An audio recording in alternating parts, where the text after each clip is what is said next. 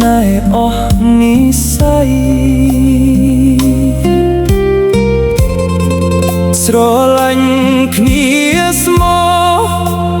ប្រែជាអស់ន័យ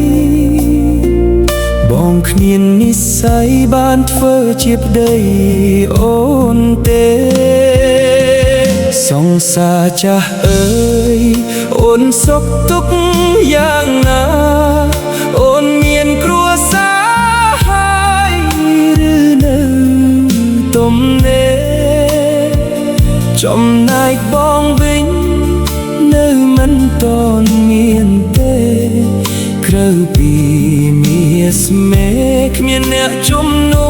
សអូនឡើយ20ឆ្នាំកន្លងផុតទៅតើបើអូនសុខទុក្ខយ៉ាងណាឬមួយជីវ៉ាអូនមានអ្នកថែថ្មីហើយរឿងចាស់កន្លងបងមិនដែលភ្លេចឡើយសង្សារចាស់អើយបងឃ្លាតឆ្ងាយហើយមិនដែលភ្លេចឡើយរឿងស្នេហ៍កន្លងនឹកដល់លួលអដល់គ្រប់វេលា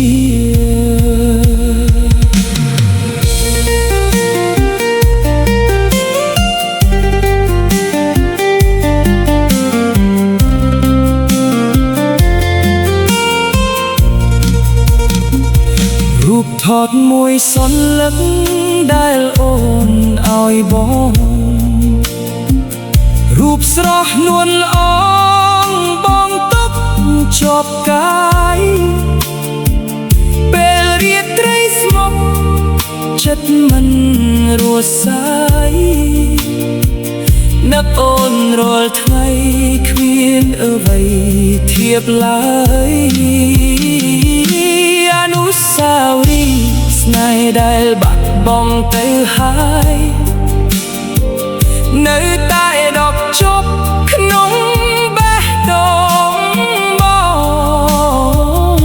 ជារៀងរហូតគ្មានថ្ងៃភ្លេចឡើយ